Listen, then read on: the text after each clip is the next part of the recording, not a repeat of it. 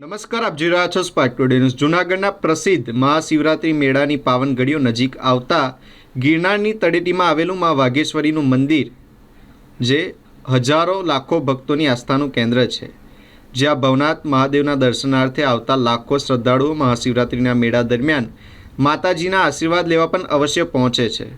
જૂનાગઢની પવિત્ર તળેટીમાં બિરાજતા મા વાઘેશ્વરી મંદિર એ શ્રદ્ધા, શક્તિ અને પરંપરાનું ત્રિવેણી સંગમ છે। આગામી મહાશિવરાત્રિના મેળાના સંદર્ભમાં આ મંદિરનું મહત્ત્વ અનેક ગણું વધી જાય છે, કારણ કે લાખો ભક્તો ભવનાથ મહાદેવના દર્શન સાથે મા વાઘેશ્વરી મંદિરના દર્શન લેવાનું ચૂકતા નથી। જૂનાગઢના ગિરનારની તળેટીમાં બિરાજમાન વાઘેશ્વરી મંદિરનો મહિમા અને ઐતિહાસિક વારસો અનોખો છે।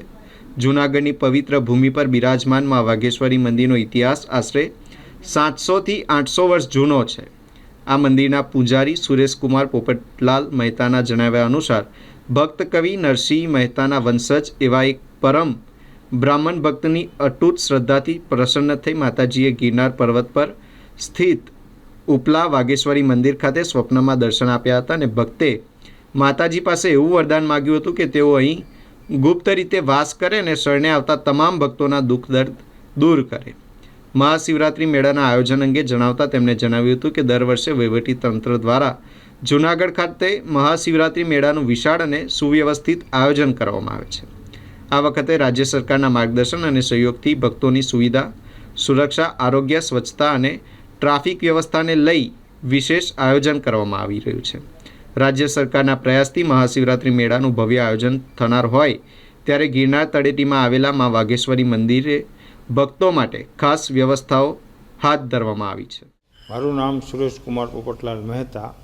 હું આ વાઘેશ્વરી મંદિરે પૂજારી તરીકે સેવા આપું છું અને આ માતાજીનો ઇતિહાસ એવો છે કે લગભગ 700-800 વર્ષ પહેલાં નરસિંહ મહેતા વંશજ કોઈ બ્રાહ્મણ પુત્ર માના ભક્ત હતા અને એ બહુ સેવા કરતા હતા।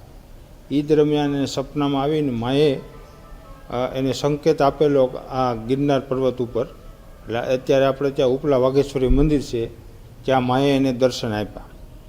પછી દર્શન પ્રાપ્ત કરીને એણે કીધું હવે મારે કાંઈ વસ્તુની જરૂર નથી, તો માતાજી સામેથી એણે કીધું તું કાંઈ પણ માંગી લે। એટલે એણે એવું માંગ્યું કે મા તમે ગુપ્ત રીતે અહીં વાસ કરો અને જે કોઈ ભક્તો આવે એના દુઃખ દર્દ દૂર કરો। એટલે માએ તથાસ્તુ કહી અને પછી ત્યાંથી નીચે આવ્યા અને એણે કીધું મારે તારી ઘરે આરામ કરવો છે। અહીંયા માએ આરામ કર્યો અને પછી મા અંતર ધ્યાન થયા।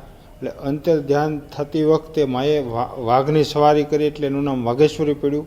આમ જુઓ તો આ માતાજી જગતજનની જગદંબા દુર્ગા ચંડી ચામુંડાનું રૂપ કહેવાય, મહિષાસુર મર્દની કહેવાય અને મા એટલે શંકર પાર્વતીના જે પાર્વતી માતા છે એના જેવા આ બધા વંશજ એટલે એનો અંશ જ ગણાય અને જેવા જેવા કામ કર્યા એવા એવા નામ પડ્યા।